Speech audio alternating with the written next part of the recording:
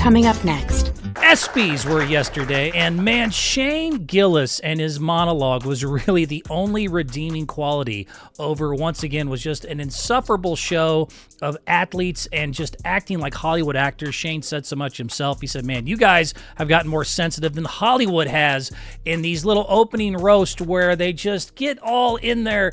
You can see their buttholes clench. Oh, you're sensitive. And it's annoying, it's silly, it's unnecessary, and Shane really brought in an injection of humor into what was a, once again, insufferable show. So in case you missed it, I'll give you my reaction afterwards. All right, go ahead and show the clip. Here was a little highlight clip from the monologue. Shane Gillis last night roasting the celebrity athletes at the ESPYs, and they did not take so kindly to it. Hit it for me. SGA is here. Give it up for SGA. Hell yeah, bro. And now everybody sitting around him is in foul trouble. Megan Rapinoe could not make it tonight. Nice. No, we're going to pretend she's a good time. All right. John Jones and Nate Diaz are here. Donald Trump wants to stage a UFC fight on the White House lawn. The last time he staged a fight in D.C., Mike Pence almost died. Actually, there was supposed to be an Epstein joke here, but as it got deleted. Must have probably deleted itself, right? Probably never existed, actually. Let's move on as a country and ignore that. The New York Knicks had a great season. Karl Anthony Towns is here. Hey, girl. Four-time WNBA All-Star Brittany Hicks is here. Give it up for Brittany, everybody. I'm joking around. That's my friend's wife. I knew none of you knew WNBA players. That's crazy. You clap for that. Joe Rogan actually wanted me to be here to host this award show so that I could capture Adam Silver because Joe thinks he's an alien. And Donald Trump wanted me to be here to capture Juan Soto for the same reason. It's an alien joke. What are you booed up there, dude? Shut up. Shedeur Sanders had his jersey number retired at Colorado this year, and people are saying it's because of nepotism, because of his father, and it's not. It's because he went 13-12 over his career, and he almost won the Alamo Bowl. Definitely not nepotism, right? All right. It's a big year for the WNBA. I love Caitlin Clark. Yeah, hell yeah. Caitlin Clark, she and I have a lot in common. We're both whites from the Midwest who have nailed a bunch of threes.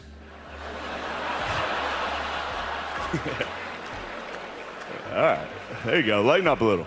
When Caitlin Clark retires from the WNBA, she's going to work at a Waffle House so she can continue doing what she loves most, fist-fighting black women.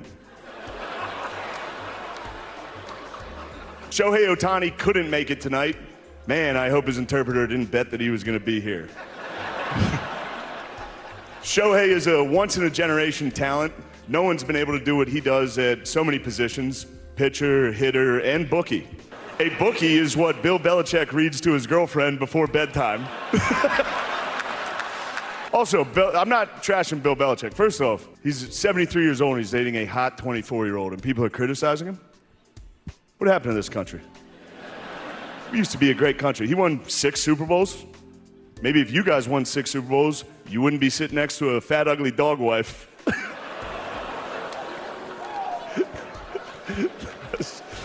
They let me do it. I don't. This is Disney. They allowed that. Well, see, a lot of you don't like me, and that's okay. That's it for me. And a lot of people in the audience, athletes being what they are in 2025, I thought were just way too tight on this, and people on the internet divided, of course, in their reaction. I can't believe he said that in the Waffle House joke and this and that, nah.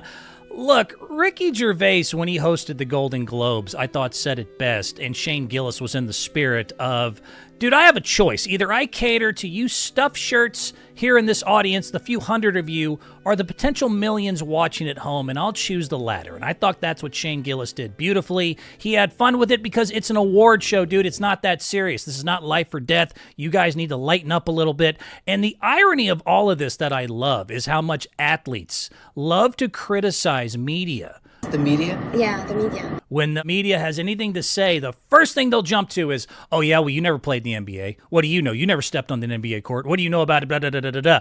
Meanwhile, boy, they got a lot to say about comics. They got a lot to say about host, and y'all suck at both of those, man. I even love, Steph Curry when he hosted the ESPYs. I love Steph Curry. Did a terrible job at it. Athletes that have hosted this have done a terrible job at it. You watch Inside the NBA, Ernie Johnson is without question the king MVP of all media because that show has gone on and is now being moved on to another network because it's so amazing. And that is 1,000,000% because when Ernie Johnson is there to drive that train of chaos, yes, everyone else is the funny ones, but man, watching Inside the NBA without Ernie Johnson in the middle, keeping that train on the track, it is absolutely bananas just how far off they get. It is nonsense. That show would not make $1 without Ernie Johnson. So you need the media, but you love to criticize them when they criticize you, but when they do things you can't do, boy, you got all sorts of opinions, which is not unusual for pro athletes to be, hypocritical in their takes and in their problems.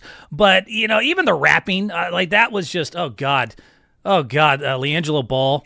That's another pet peeve.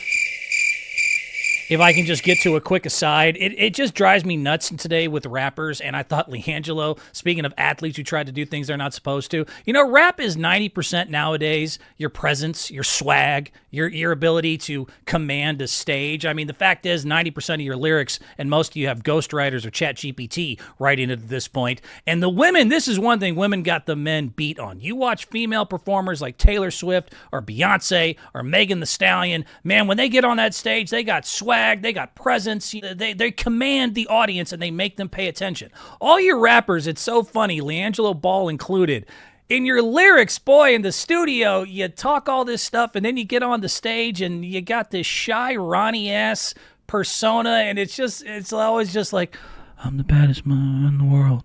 Oh, y'all ain't never gonna do nothing. Check this, and it's like, dude, what happened to the you got to swing out. You got to have some swag a little bit. And he had none, just like he doesn't know how to rap. They don't know how to host. They shouldn't tell comics what to do. And again, I thought Shane Gillis had hysterical jokes that didn't land the way that they should in that audience. The Megan Rapinoe one is hysterical. I'm sorry. She is truly a little bit insufferable. Watch her podcast with Sue Bird. Shout out to them. But man, it is not my cup of tea. And boy, they're a tough listen. So with him just saying, pretend she's a good time. She's clearly probably not the one you want to sit next to at a party. He went after Trump. I thought he went after both sides. He went after Donald. That Epstein joke was out of line. How dare you, Shane? You'll never come back to the White House. Never. I mean, he went after both sides, kind of South Parkian in his spirit. Karl Anthony Towns joke was funny. The WNBA reference about how, man, none of y'all actually know who WNBA players are, shouting out his buddy's wife was absolutely brilliant. Shadur Sanders' Nepo joke, the Caitlin Clark jokes, I thought were right on target and didn't cross any lines. And to me, the attitude and entitlement of the athletes themselves is the joke. This idea that you guys are too serious and too important to get roasted a little bit. And just, again, the way their butts clenched up, and I just thought it was silly. It was an overreaction. But I got to shout out Shane Gillis and everyone else who said, dude, relax. This is supposed to be an award show. This isn't serious. This isn't life or death. Let's treat it as such. And fun little aside here, again, quick aside, if you guys want this to be taken so serious, ESPN, how about you take the seriousness of your awards at the same level you ask to be taken in the world and by comics and by everybody else? Because the fact is, you do not take your awards very seriously, and I will start with the Breakthrough Athlete Award that for 4 years has become painfully obvious of what I'm talking about. And look, I'm not saying it's a bad thing, but when did the Breakthrough Athlete ESPY literally stop being about performance and just become more about symbolism? It's the symbolism, sister. It really is less about a breakout star and just the most inspiring narrative, and it's great for them, and I understand. But if you look at the last 4 years, you'll see what I'm talking about. Let me point out the reason I'm picking on this award specifically. They even said it last night in the award show. They said you go from being nobody to having the jersey now that every grandma wears. So like you're not just a little bit of notoriety. You go from being nobody to the huge star. That is what breakout athlete is supposed to mean. And so if you look at the last 4 years, it's just, dude, it's like, come on, man. Like, what do you want me to say? That there's clearly not nothing going on here. Again, 2022, Eileen Gu won it, an Olympic skier, over John Morant and Jonathan Taylor. And yes, she was a teen sensation. Yes, she was a gold medalist. But it was clearly an emphasis on the cultural role as a Chinese-American icon and this global political story, and not about who actually had their grandmas wearing their jersey. When Angel Reese won it the next year over Caitlin Clark, again, we all kind of knew what time it was. But she also beat out Brock Purdy and Julio Rodriguez, and she won an NCAA title. And yes, you can't see me, but I think, again, clearly you can kind of get the idea of where they were going with that award. Then the next year they give it to Juju Watkins. Check my receipts. I love Juju Watkins, but she was a freshman at USC, and she beat Wemby for the breakout athlete that year. Come on, man. She had a phenomenal freshman campaign, don't get me wrong, but beating out Victor Wembanyama and even C.J. Stroud, who was the offensive rookie of the year that year for the Texans, was bananas and clearly felt more like it was about just, again, promoting women's basketball than anything else. And then last night they gave it to Alana Marr, who's a rugby star, over Cooper Flagg and Paul Skeens. And they've even admitted it was kind of a surprise win. And, of course, it was more about her body positivity. She's this big, jacked girl, and she's very successful. And she's had a lot of stuff outside of rugby as well that has made her famous. I guess she's been on, Dancing with the Stars and, swimsuit issue and all that. But once again, this was an award more about promoting body positivity than it was about actually the best breakout athlete. And she had all her speech, strong is beautiful, strong is powerful, girls are crying, you read all the comments. So it's nice. I'm not against her winning the award, and she's a great ambassador. But come on, man, was she really truly the breakout performer of the year? Is anyone really wearing an Alana Marr or Eileen Gu jersey and not Cooper Flagg or Ja Morant or Caitlin Clark? Are they really wearing a rugby jersey? Do you get where I'm going? It's not about being a dick. I'm just saying, I get both sides of this argument here. Good arguments on both sides. Pro says, hey, representation matters. Women deserve their sports shine and these role models, and the visibility is great for them.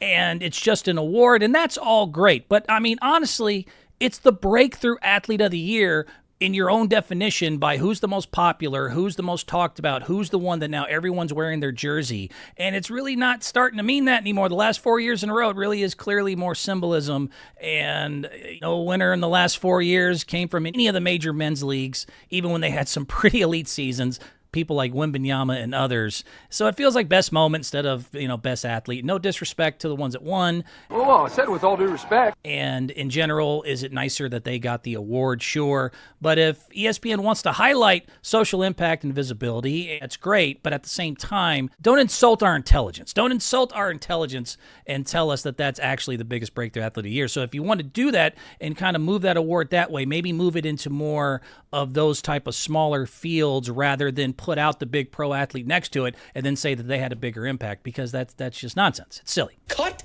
the shit. You want to be taken so serious as an award show, take your awards actually seriously.